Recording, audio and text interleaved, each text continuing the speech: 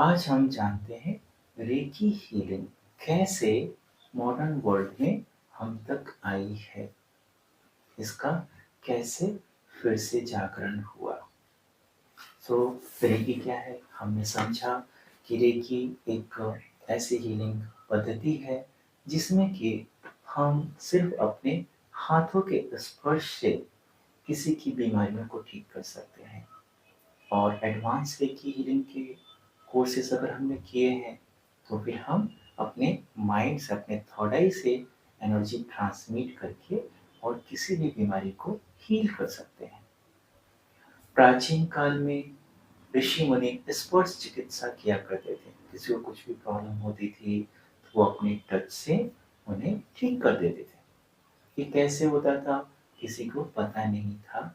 हम सिर्फ कहानियों में सुनते आए या फिर हमने पढ़ा कहीं पर कोई चमत्कारी ऋषि हुआ करते थे और उन्होंने अपने स्पर्श से किसी को ठीक कर दिया था। लेकिन कैसे किया था ये हमें पता नहीं था। तो ये एक चमत्कार था हमारे लिए। ओके, सो 1800 शताब्दी के उसमें एक प्रोफेसर थे जापान में जिनका नाम था डॉक्टर मिकाओ यूसुई। और एक दिन वो बाइबल पढ़ा रहे थे स्टूडेंट्स को। बाइबल में एक जगह कहीं पर जिक्र किया हुआ था कि जीसस ने, ईसा मसीह ने किसी को टच करके ठीक कर दिया था। तो एक स्टूडेंट ने यह क्वेश्चन किया कि आप ये जो पढ़ा रहे हैं क्या ये सच है? क्या सच में टच करने से कोई इंसान ठीक हो सकता है? अगर हाँ तो कैसे? इसके पीछे का लॉजिक क्या है? हम मेडिसिन खाते हैं तो बात समझ में आती है, बट कोई टच करके कैसे ठीक हो सकता है? तो यीशु के पास इसका कोई आंसर नहीं था और उनको लगा कि जिस चीज के बारे में उन्हें खुद ही नहीं पता वो उनको पढ़ाने का भी हक नहीं है। तो उन्हें काफी दुख हुआ और उन्होंने यूनिवर्सिटी से रिजाइन कर दिया। और उसके बाद उनके जीवन का एक ही मकसद बन गया कि कैसे ये टच थेरेपी काम करती है, मुझे जानना है। कैसे ये टच थेरेपी काम करती है, मुझे जानना है। ठीक है। और फिर वो इसके ज्ञान को प्राप्त करने के लिए अलग अलग कंट्रीज में भटकने लगे। अलग अलग लैंग्वेजेस उन्होंने सीखी ताकि अलग अलग लैंग्वेजेस में जो स्क्रिप्चर्स हैं, जो बुक्स हैं, उसको वो अध्ययन कर सके, स्टडी कर सके। तो 7 साल वो भटकते रहे, अलग कंट्रीज में अलग अलग बुक्स पढ़ते रहे, अलग अलग लोगों से मिलते रहे, बट कहीं कुछ इसका सुराग मिल नहीं पा रहा था। भटकते भटकते वो तिब्बत पहुंचे। तिब्बत उस समय इंडिया का पार्ट हुआ करता था। वहाँ एक बुद्धिस्ट मोनास्ट्री में गए, वहाँ उन्होंने लोगों से बातें की। तो वहाँ के एक संत जो थे उन्होंने उनको बताया कि एक प्रोसेस है मेडिटेशन का।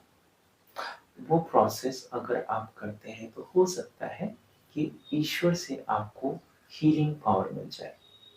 अब ये प्रोसेस बताने की बात कैसे स्टार्ट हुई, उसके पहले डॉक्टर मिकाओ यूसुई को एक बुक मिली जिसमें कि लिखा हुआ था कि कैसे हम टच करके और बीमारियों को ठीक कर सकते हैं। उसमें टेक्निक बताया हुआ था, बट हीलिंग करने के लिए हीलिंग पावर चाहिए। वो पावर कैसे मिलेगी?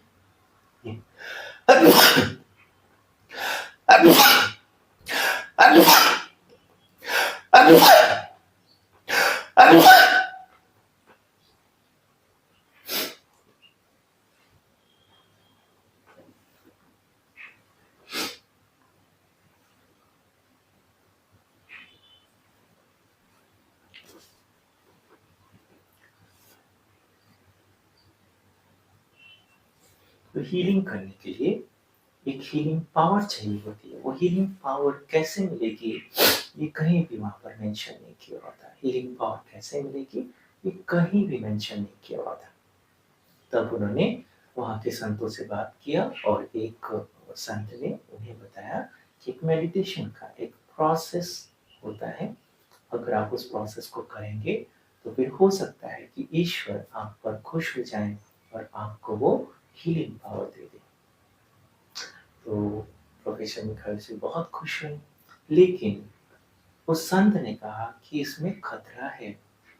ये हीलिंग पावर इतनी हाई लेवल की हो सकती है कि हो सकता है कि आप इसको झेल ना पाए, इसको टॉलरेट ना कर पाए और आपकी डेथ हो सकती है।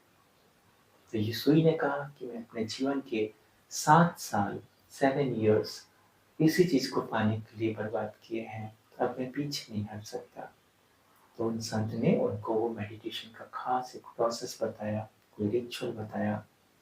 उसके बाद यीशुई वापस जापान गए। वहाँ एक बहुत ही पवित्र पहाड़ी है जिसको किरोयामा पर्वत कहा जाता है। किरोयामा पर्वत पे जाकर वो बैठ गए और उन्होंने एक तपस्या स्टार्ट की, एक मेडिटेशन का प्रोसेस स्टार्ट किया।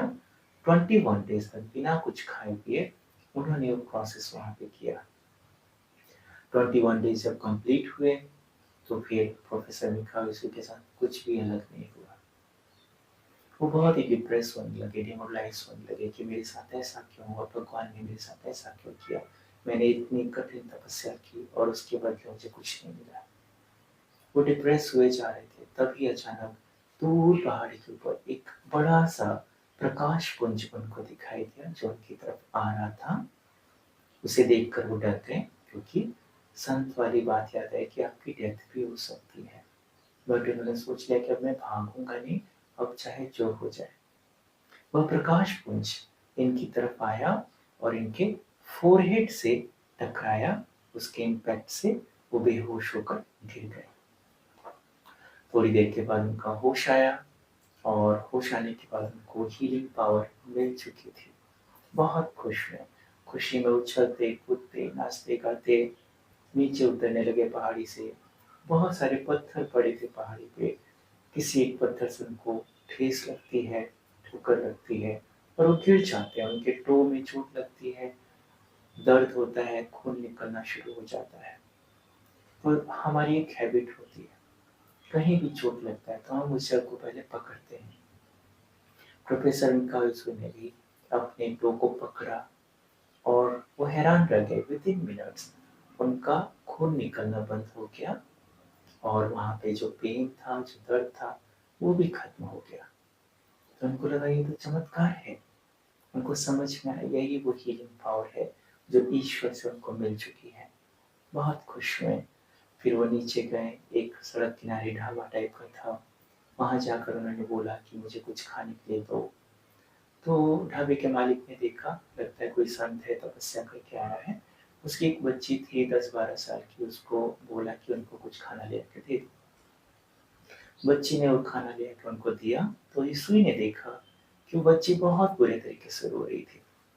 यीशुई ने पूछा कि बेटा आप क्यों रो रहे हो, आपको क्या कष्ट है।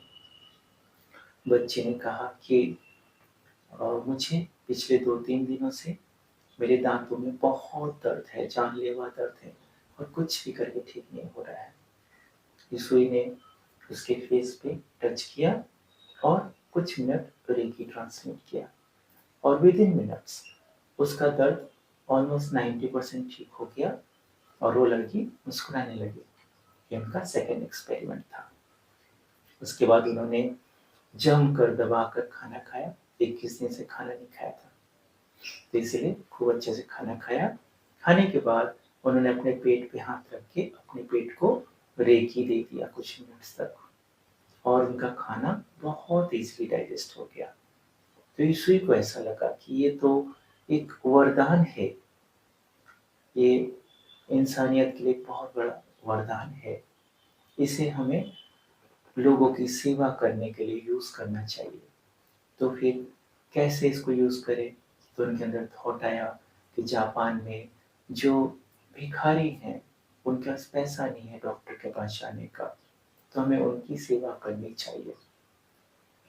तो वो भिखारियों की बस्ती में गए और उनकी हीलिंग करने लगे। जो भी बीमार व्यक्ति ठीक हो रहे थे उनको वो रेकी सिखा रहे थे और उनको बोल रहे थे कि आप जाओ, भीख मत मांगो, रेकी करके आप कमा के खाओ। तो वो भी वहां से ठीक होके चलते गए। कुछ टाइम उन्होंने वहां काम किया, कुछ टाइम के बाद फिर वो कहीं और चले गए काम करने के लिए। थोड़े टाइम के बाद वो फिर से एक बार उसी गली से गुजरे और वो हैरान रह गए। उन्होंने देखा कि जिन भिखारियों को उन्होंने रेकी सिखाया था, हीलर बनाया था, वो फिर से वहीं बैठ के भीख मांग रहे हैं। तो उन्होंने जाकर उनसे पूछा कि मैंने आपको इतनी अच्छी चीज सिखाई, आप उसे कमा कर खा सकते हैं, फिर आप भीख क्यों मांग रहे हैं?